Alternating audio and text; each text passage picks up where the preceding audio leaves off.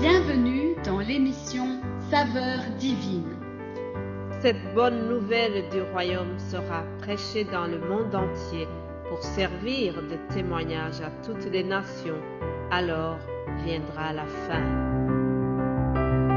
Ce pain céleste vous est présenté par Immaculée Niraneza.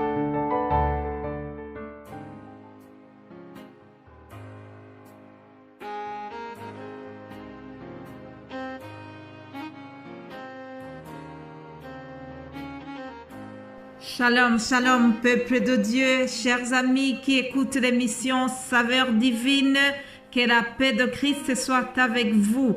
Bénissons l'Éternel ensemble, car il nous donne encore cette journée. Nous commençons la journée de jeudi, notre semaine se termine tout doucement. Alléluia. Prions avant de continuer. Père, je te remercie. Merci pour ta bonté, merci pour ton amour infini à notre égard. Nous te remercions parce que tu veilles sur nous, tu as veillé sur tes enfants pendant la nuit qui s'achève et tes anges nous ont protégés. Alors nous voulons te donner toute la gloire avant de continuer. Alléluia. Que ton nom soit élevé, Seigneur, dans tout ce que nous allons annoncer à ton peuple. Sois béni aujourd'hui et pour toujours. Amen, amen. Bien-aimés de Dieu, commençons par ce psaume de louange encore à notre Seigneur. Psaume 34, verset 2, je lis ceci. Je bénirai l'Éternel en tout temps, sa louange sera toujours dans ma bouche. Que mon âme se glorifie en l'Éternel. Que les malheureux écoutent et se réjouissent. Exaltez avec moi l'Éternel, célébrons tous son nom. Alléluia. J'ai cherché l'Éternel et il m'a répondu. Il m'a délivré de toutes mes frayeurs. Amen. Je termine la lecture ici. Je voulais commencer vraiment par cette parole pour donner toute la gloire à l'Éternel, le remercier. Mes bien-aimés de Dieu qui écoutent les émissions Saveurs divines, sachez que l'Éternel est bon. L'Éternel est avec nous et il nous a bénis. Il veut vous bénir au travers ce que nous vous annonçons tous les jours. Alléluia. Hier, nous avons eu un très bon moment de prière. Tous les serviteurs et les servantes qui œuvrent dans ce ministère, nous avons pris un moment de prière et nous avons prié pour toi qui écoutes ce message. Oui, nous voulons te dire que nous t'aimons et que le Seigneur te parle au travers ce que nous partageons tous les jours.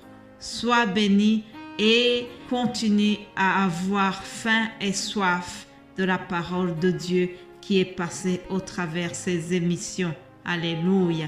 Continuons le thème de cette semaine. Si vous êtes avec nous depuis lundi, vous savez que nous sommes en train de voir ce thème qui nous exhorte à ne pas s'inquiéter. Oui, les enfants de Dieu, même s'ils traversent des moments difficiles comme tout le monde, mais la Bible nous exhorte, le Seigneur Jésus-Christ nous exhorte à ne pas s'inquiéter parce qu'il est avec nous. Lisons Matthieu 6, 25. Les soucis et les inquiétudes. Ça, c'est le titre de ce passage. C'est pourquoi je vous dis, ne vous inquiétez pas pour votre vie, de ce que vous mangerez, ni pour votre corps, de quoi vous serez vêtus. La vie n'est-elle pas plus que la nourriture, et le corps plus que le vêtement?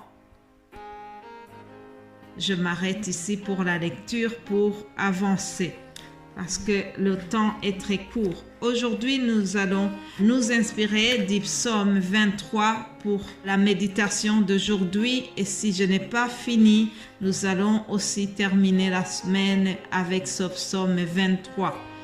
Le titre de mon message aujourd'hui, est-ce que l'Éternel est ton berger?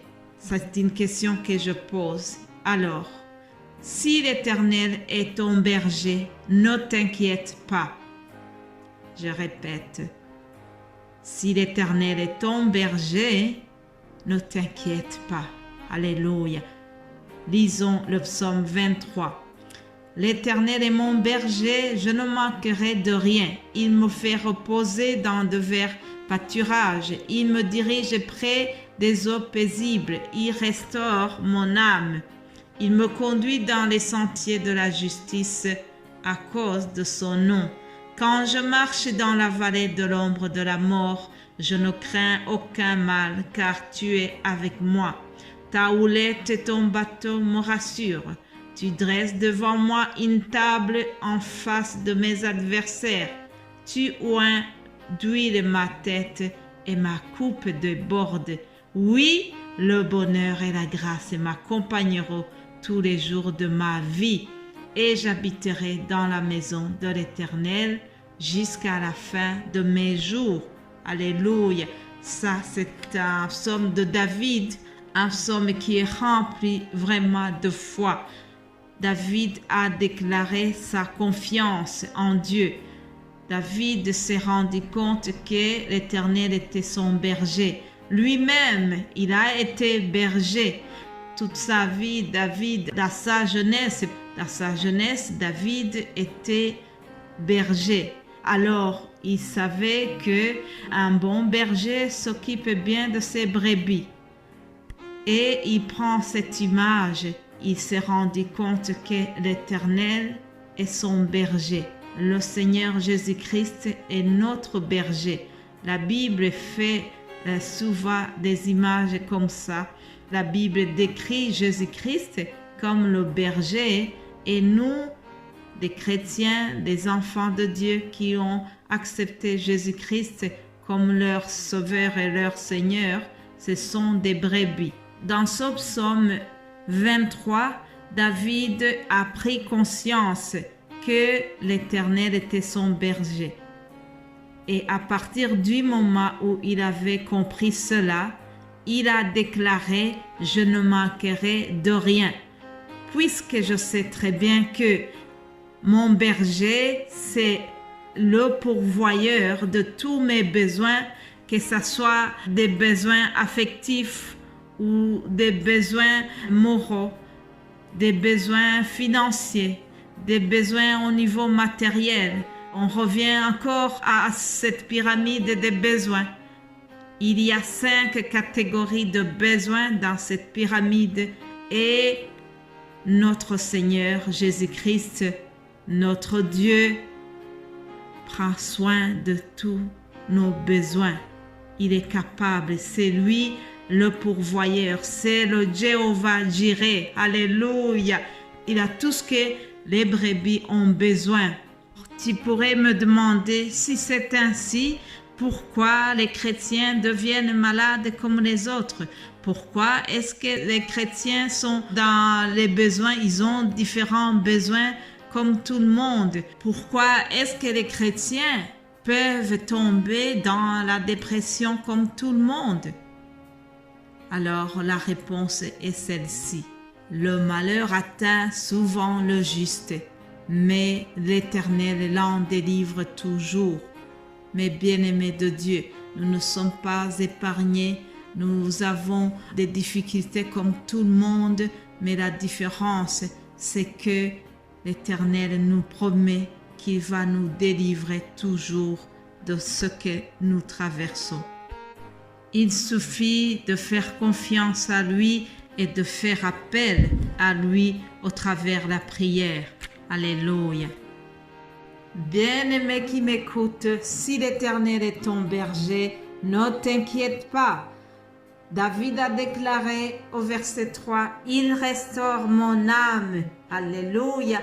Le bon berger restaure notre âme. Qu'est-ce que cela signifie? Tout simplement, ça veut dire que le bon berger nous aide à redevenir plus forts. Le bon berger nous aide lorsque notre âme est troublée. Il nous arrive d'être troublés il nous arrive de manquer du sommeil parce que nous avons rencontré un problème qui nous trouble, mais le bon berger va nous ramener notre calme et il va restaurer notre santé émotionnelle. Il va nous apaiser parce que il veille sur ses brebis. Voilà, chers amis, le temps est terminé. Demain, je vais continuer la méditation de ce psaume 23 et cela va clôturer notre semaine. Mais avant de vous quitter, je voudrais encore une fois vous exhorter et m'exhorter moi-même en disant: ne nous inquiétons pas puisque le bon berger est là et il est au contrôle. Passez une excellente journée. Soyez bénis au nom de Jésus-Christ, le bon berger. Amen.